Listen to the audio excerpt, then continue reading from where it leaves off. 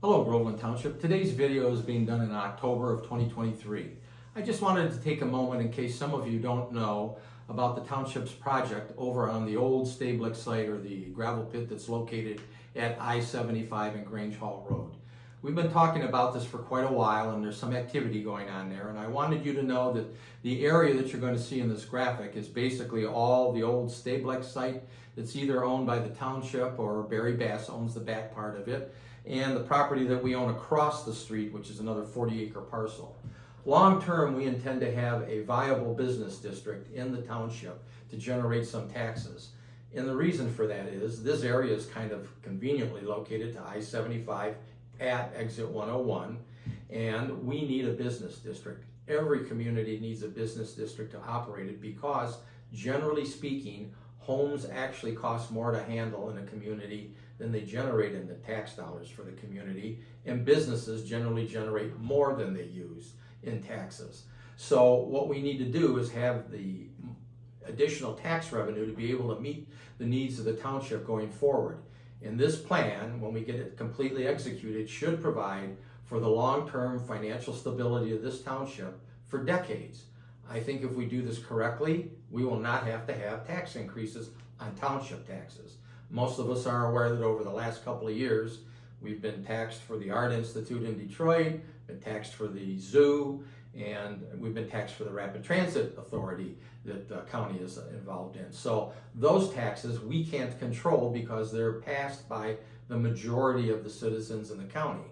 The ones we can control are the township operating millage, which is just under a mill, and the fire department. So as I said, the business generates more taxes than it utilizes, so it helps a community operate. That's why virtually every community has a pretty robust business section. We don't have any really in the township, just a few small facilities. This development will provide a significant increase when it's completed and built for the township, and that has two benefits. It helps meet the general operating needs of the township a little bit, but in significant part, it helps the fire department.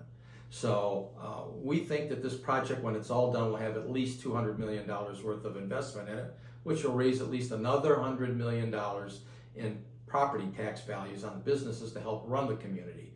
Finally, we will have some revenue to be able to take care of things in the long term. In the meantime, in the last 27 years, what we've done is a lot of different projects that have helped provide money for us to be able to do things like paving projects and other projects.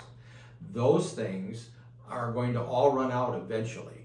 And so we need to have a sustainable long-term revenue, and the property tax on that and on the commercial development is what's going to do it for us.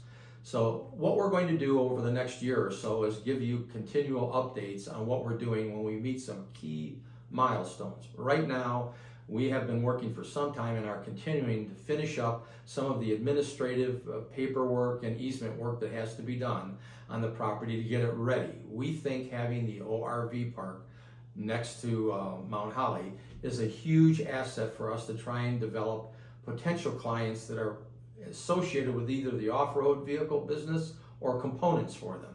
And that's what we expect to have a good portion of the park utilizing.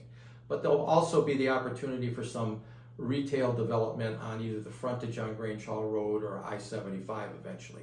This won't happen overnight, but we are getting started on it. Everyone knows, I think, the big blue building that you see on Grange Hall Road when you go past the power corridor is called Task Force 1. That really was our effort at first development on the parcel, to be able to show that you could use this property after it was mined and we could develop it for a project. And it does generate some revenue for the township as well as the owner of the building. Going forward, you know that we had a groundbreaking this year. We're going to be putting our new Fire Station 1 and our State Police Detachment building behind that Task Force 1 building.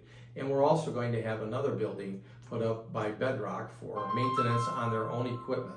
So we're going to have another tenant on the property, and that is Bedrock is going to put a building up for servicing their heavy equipment. They need additional space, and they've run out of space over on M15. So that's the start of the park. But we're also working on a nice aggressive marketing campaign with some key individuals that we intend to hit, because we want to try and get the manufacturers or component manufacturers that have been renting the ORV park for possible tenants in our facility for things like a test and tune garage that they take their vehicles over on. So what we'll do going forward this year is, as we get all of the administrative and easement stuff finished up, and we're making pretty good progress on that now, and the buildings get started, we'll give you additional updates on the project, show you the potential of the layout and the marketing video that we're going to be using to promote the property, and then you can help sell the property, if you will, to your friends by letting them know about what we're doing. So going forward, we'll give you additional updates, but I just wanted to give you the preliminary on it right now. So have a great day until we do the next video.